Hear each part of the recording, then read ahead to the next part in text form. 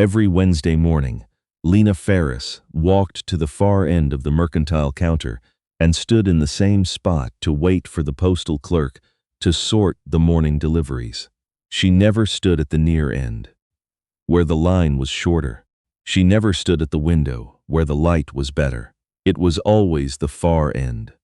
Always the same worn groove in the floorboard where the wood had softened from years of boots and waiting. And every Wednesday morning, without fail, the man at the feed store across the street paused in the doorway of his shop and watched her go in. She did not know that, not for a long time. Lena Farris had come to Harwick, Colorado in the autumn of 1887 with $31, a traveling trunk that had belonged to her mother, and no clear plan beyond surviving the winter.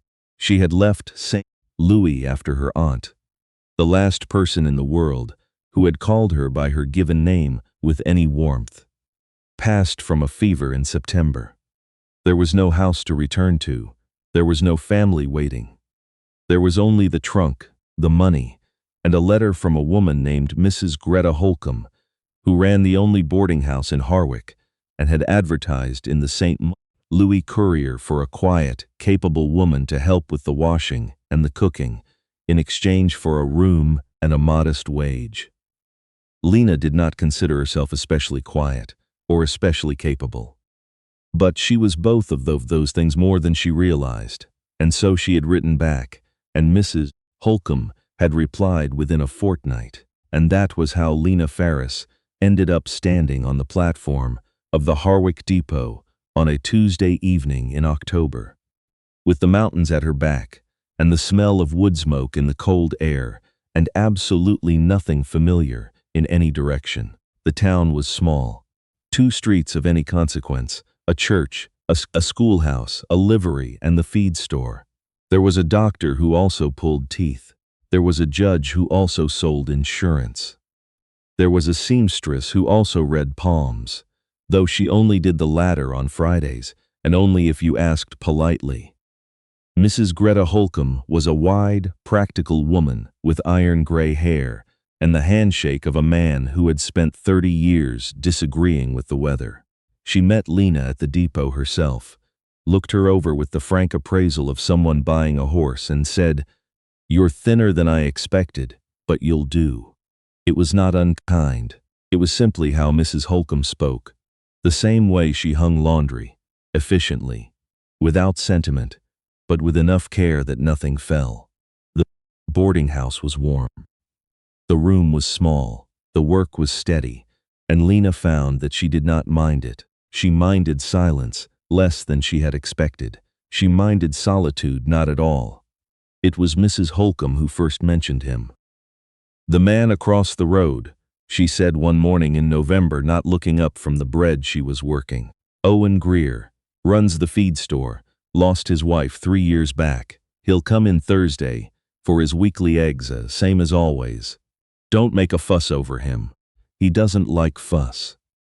Lena had said she wouldn't, and she hadn't.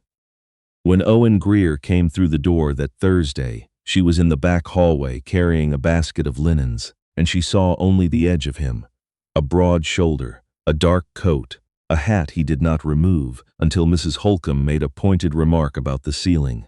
He was quiet at the table. He paid what he owed, thanked Mrs. Holcomb by name, and left. Lena thought nothing of it. The winter came down from the mountains the way winters do in Colorado. Not gradually, not politely, but all at once, as though the season had been waiting just out of sight and finally lost its patience. By December, the streets were iron hard and the mornings so cold that the water in the pitcher on Lena's washstand would have a skin of ice on it before she woke. She learned to leave her coat on the chair beside the stove overnight, so it would be warm. In the morning, she learned which floorboard in the kitchen creaked and how to step over it so she wouldn't wake the other boarders when she came down early to start the fire. She learned the rhythms of Harwick, the way you learn the rhythms of a house. Not all at once, but gradually, the way the light moved across the floor. the way the wind came from the northwest and rattled the upstairs window but not the downstairs ones. The mercantile was where she went on Wednesday mornings for Mrs. Holcomb's weekly list of dry goods, and to collect any post that came for the boarding house. It was 2 blocks from the front door, past the barber shop and the assay office. And she walked it the same way every week. Left at the corner, right at the alley, through the door, and straight to the far end of the counter where Mr. Chester Pine kept the postal cubbies sorted by street. She didn't choose the far end for any particular reason. It was simply where she had gone the first times, and habit, once formed, does not like to be argued with. She did not know, for most of that winter, that Owen Greer watched her go in every Wednesday from his doorway across the street. She did not know because she was not looking at feed stores. She was looking at her list, or at the ice on the sidewalk, or at nothing at all, the way a person looks when they are thinking about something that has no solution. Owen Greer, for his part, was not fully aware that he was doing it either. Not at first. He had a habit of standing in his doorway in the morning. Not idling, not shirking, but simply pausing between one task and the next to take the measure of the day. The feed store required early rising, and he had been an early riser even before he owned it. His father had been one, and his father's father before that, men who thought of the hours before breakfast as the most honest part of the day, before the talking started and the complications set in. He noticed her the way you notice a new fence post or a repaired shutter. Something in the landscape had changed, and his eye registered it without his mind quite catching up. A woman he didn't recognize, walking with purpose, always the same coat, always the same direction, always on a Wednesday. He asked Mrs. Holcomb about her on a Thursday in December, as casually as he asked about the weather, which was to say, not casually at all, but with the careful, deliberate tone of a man trying to sound like he didn't care about the answer. Mrs. Holcomb told him. She also told him not to bother the girl, as she'd had a hard year and didn't need any complications, and would he like more coffee? Owen said yes to the coffee and said nothing about complications. He thought about it, though. He was not a man who stopped thinking about things simply because it was inconvenient to think about them. Christmas passed quietly. January came with 3 days of blizzard that kept everyone inside and the roads impassable, and Lena spent those days helping Mrs. Holcomb reorganize the storeroom and reading, by lamplight, a novel she had found in the trunk that had belonged to her mother. She read it slowly, the way you eat the last of something good when you know there isn't any more. When the roads cleared, she walked to the mercantile on the first Wednesday and stood at the far end of the counter and waited at the far end of the counter and waited for Mr. Chester Pine to find the Holcomb post, and she became aware, without quite understanding why, that someone was looking at her. She did not look up immediately. She did not look up immediately. She waited, the way you wait to see if a sound repeats before you decide whether it means anything. Then she glanced toward the window. The feed store door was open. The man standing in it was tall, with the kind of build that comes from actual work rather than intention, and his face was the face of someone who spent most of his time outdoors, sun-darkened, weathered around the eyes, with a jaw that looked like it had decided to stop apologizing for its own squareness some years ago. He was looking across the street, at her, or at the mercantile. She couldn't be certain. Then Mr. Pine placed a stack of envelopes on the counter and said, "Morning deliveries for the Holcomb house, Miss Farris," and she looked away. When she stepped back outside, the doorway of the feed store was empty. February brought a thaw that lasted 4 days and gave everyone in Harwick the brief, delirious feeling that spring had arrived, followed by another 3 weeks of cold that reminded them all exactly who was in charge. But during those 4 days, The town came outside with a kind of collective relief, and it was during those 4 days that Lena Farris first spoke to Owen Greer. She had been carrying a box of Mrs. Holcomb's preserves to the church hall for the Wednesday social, a monthly gathering that Lena attended, because Mrs. Holcomb attended, and it was easier than explaining why she'd rather not. The box was heavier than she'd anticipated, and she had misjudged the step down from the sidewalk to the street, and the box lurched and 2 jars went and would have broken on the frozen mud if a hand had not come out of nowhere and caught them both. "Careful," said a voice. Low, unhurried, the kind of voice that wasn't used to raising itself. She looked up. It was the man from the doorway. "Thank you," she said. He handed the jars back without comment. Up close, he was perhaps 40, though she would have said his face had put in more years than the rest of him. His eyes were gray, or something close to gray, the particular color of the sky right before snow that hasn't quite decided to fall yet. "Owen Greer," he said, not offering a hand. His were full of helping right the box she was still holding, just his name like a fact. "Lena Farris," she said. He nodded, as if she'd confirmed something he'd already suspected.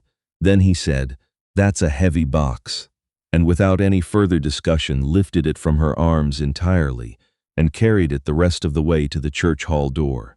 She walked beside him. Neither of them said anything. At the door, he set the box down, touched the brim of his hat, and walked back the way he'd come. She watched him go for longer than she meant to. That was in February. By March, they had exchanged perhaps 40 words, distributed across 6 accidental encounters, at the mercantile, at the post office, once in front of the livery during a brief and violent hailstorm that drove them both under the same overhang for 4 minutes. He never initiated a conversation, exactly. He simply appeared, said the necessary thing, did the useful thing, and departed, like weather. Lena began to notice the small evidences of his attentiveness before she noticed the attentiveness itself. The Wednesday she mentioned to Mr. Pine that the mercantile steps were getting icy, she came back the following week to find sand spread over them. She didn't know who had done it. She assumed it was Mr. Pine. It was not Mr. Pine. The Thursday she'd said to Mrs. Holcomb, with no particular audience intended, that the gate latch on the back fence had been sticking, and she'd nearly pulled her shoulder dealing with it. She came out Friday morning to find the latch oiled and moving freely. Mrs. Holcomb, when asked, said she hadn't had a chance to see to it yet. Lena was not naive. She had grown up in a household where things were said plainly when they needed saying, and left unsaid when they didn't, and she recognized the particular grammar of a man who expressed himself through action, because the words were too slow, or too uncertain, or simply too much. She had known men like that. Her father had been one before he died, and she had understood him better through what he did than through anything he ever said. But understanding a thing and knowing what to do with it were different problems. There was also the matter of a man named Garrett Finch.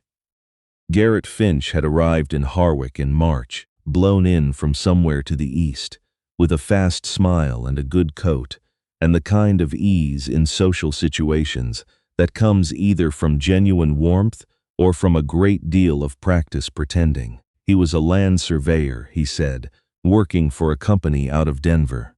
He was probably 35.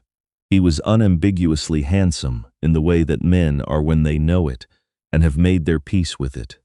He came to the boarding house for 3 meals a week which Mrs. Holcomb had arranged as a separate account, and he was unfailingly pleasant to everyone at the table. He was also, from his first week in Harwick, clearly interested in Lena Farris. He asked her opinions about things. He asked her opinions about, and he remembered what she'd said in previous conversations and brought it up again. A trick that most people find irresistible because it is so rarely done. He held doors. He told stories well. He made the other boarders laugh, and he managed to do it without being the kind of man who needed the room to himself. Lena liked him, the way you like a well-made piece of furniture. You can appreciate it thoroughly without having any particular desire to take it home. She noticed, during the weeks that Garrett Finch was at the boarding house, that Owen Greer's Thursday visits to pick up his eggs became longer. Not dramatically so. 5 minutes more, perhaps. 10. He drank the second cup of coffee that Mrs. Holcomb offered him, which she said he had never done before. He remained at the table. He said very little, because he always said very little, but the silence had a different quality to it, a listening quality. She was not supposed to notice this. She noticed it anyway. It was Garrett Finch himself who, in a roundabout way, resolved the question for her. It was a Tuesday evening in April, and the last of the snow had finally given up and retreated back up the mountain slopes, and the air smelled for the first time in months like actual earth rather than cold. He had stayed late at the boarding house table, and the other boarders had gone up, and it was just the two of them and the lamp and the remains of supper. He had been telling her about a town in New Mexico where he'd worked the previous year, and the story was good, and she had been genuinely listening, and then he paused in the middle of it and looked at her with the expression of a man who has come to the end of the long way around. "Miss Farris," he said, "I wonder if you'd allow me to call on you properly." She looked at him across the table. He was good-looking and easy company and probably kind, and she could see, quite clearly, that her life with him would be pleasant, comfortable, uncomplicated. He was the kind of man who would fill a room and fill a conversation and make the years go smoothly. She thought about sand on icy steps. She thought about an oiled gate latch. She thought about a pair of gray eyes the color of the sky before snow. "Mr. Finch," she said, "I'm flattered, truly. But I don't think that would be honest of me." He took it well. Men who are genuinely decent take these things well, and he was, she thought, genuinely decent. He nodded, said he appreciated her candor, and bid her good night, and if there was any stiffness in the way he carried himself out of the room, it was the kind that fades and leaves no permanent mark. She sat alone at the table for a while after he left. The lamp burned steadily. From somewhere outside, she could hear the late spring wind moving through the new leaves on the cottonwood tree at the corner of the yard.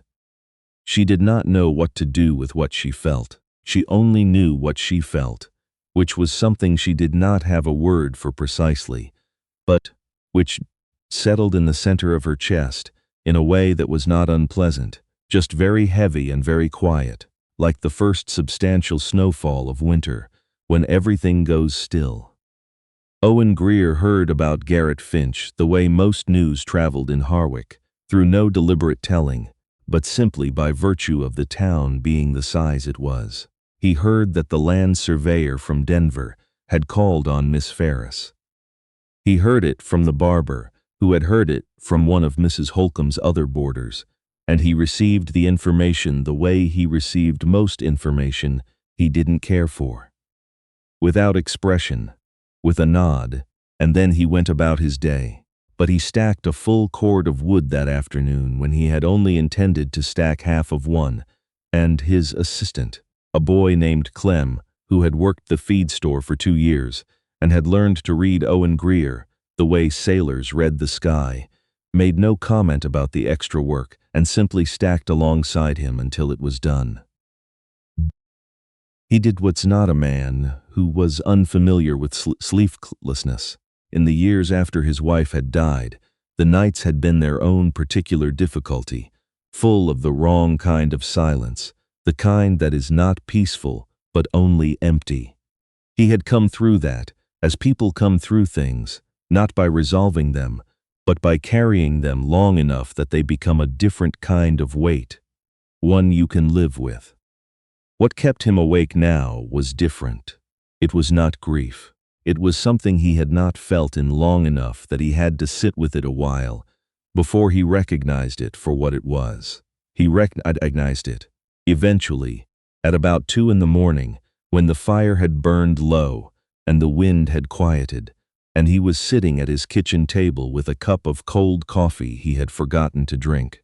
He had been, he realized, a fool, a patient fool, which is perhaps the most foolish kind, because patience without action is simply delay, dressed up in a virtue it doesn't deserve. He went to the mercantile on Wednesday, not his usual day, not for any of his usual reasons. He went at 8 in the morning, when the post was being sorted, and he bought a 20-pound sack of flour that he did not need and carried it without complaint.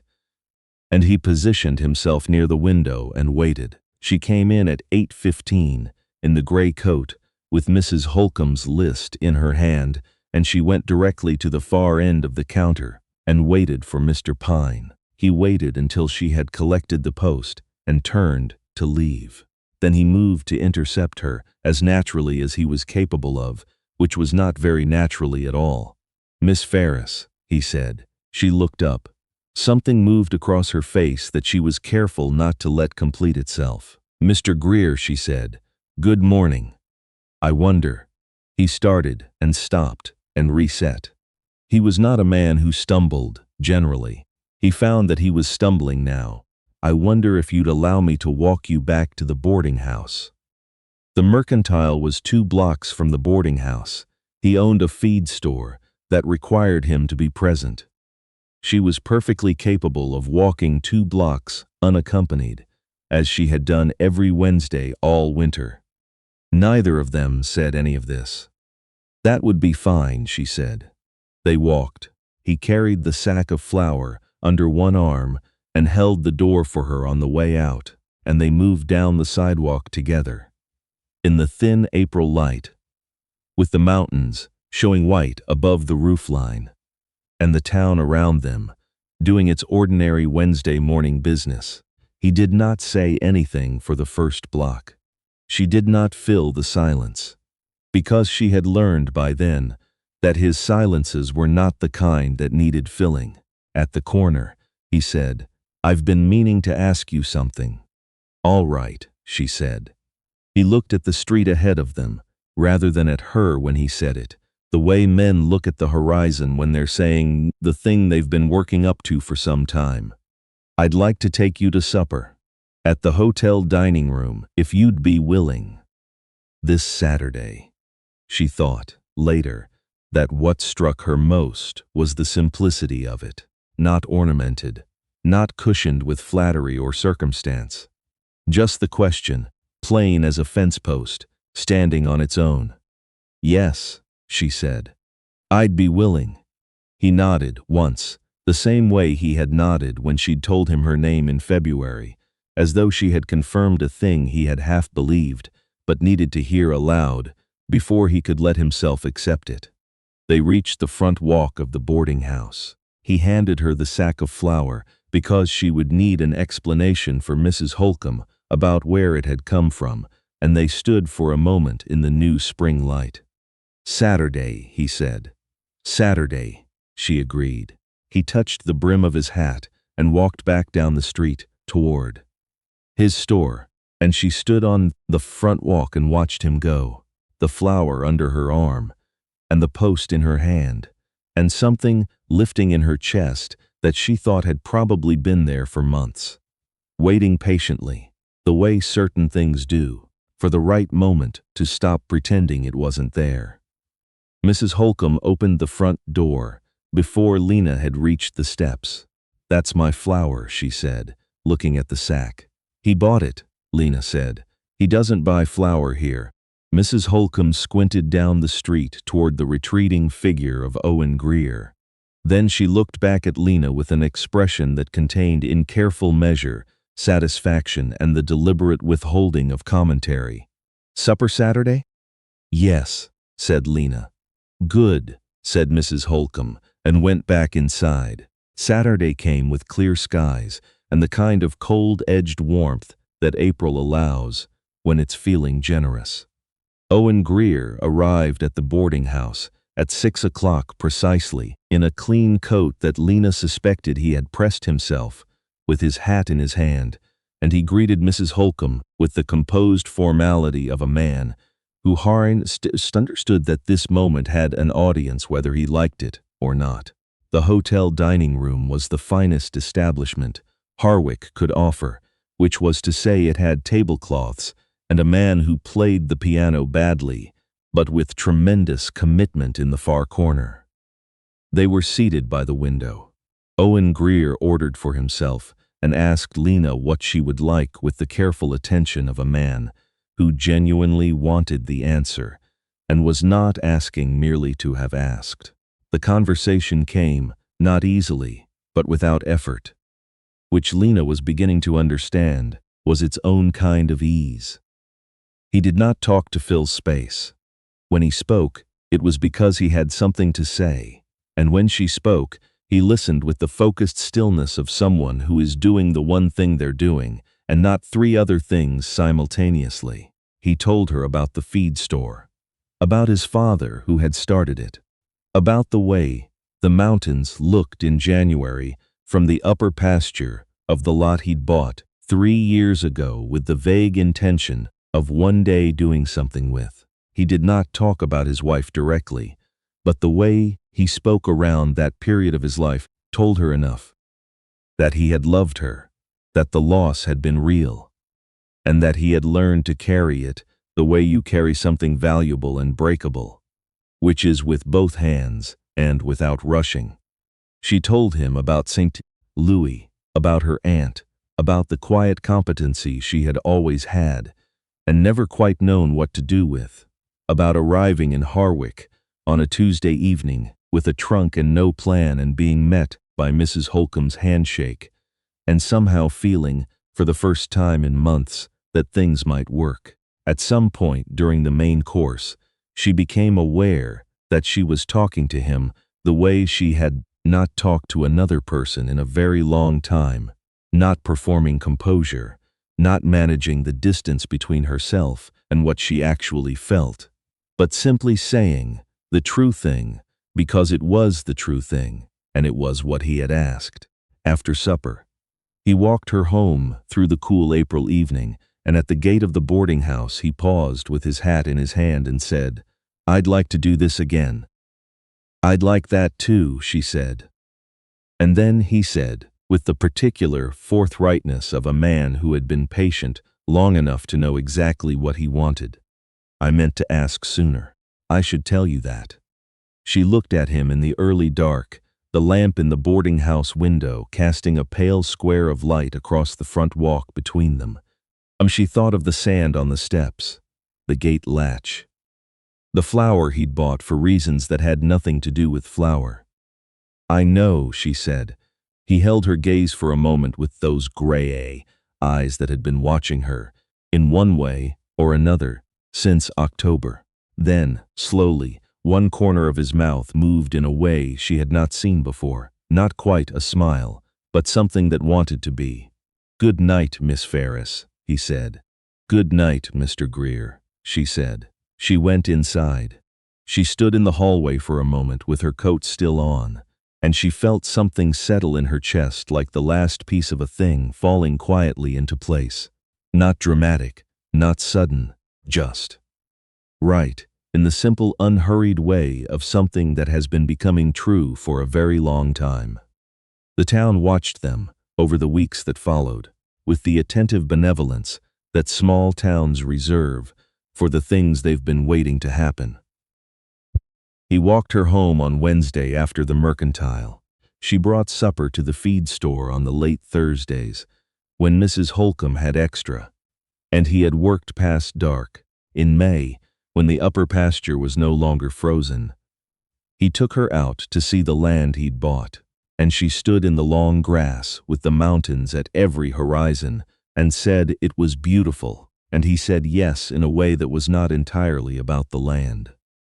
By summer, the whole of Harwick had reached its collective conclusion and moved on to other subjects, satisfied, the way a town is satisfied when a thing that should happen finally does.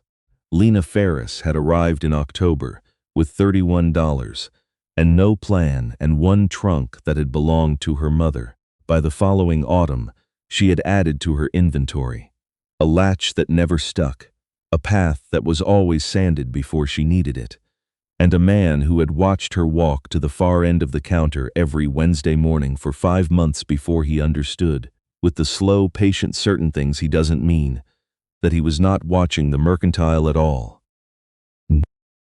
He was watching for her, and she, it turned out, had been looking for him, since long before she knew there was anything to find.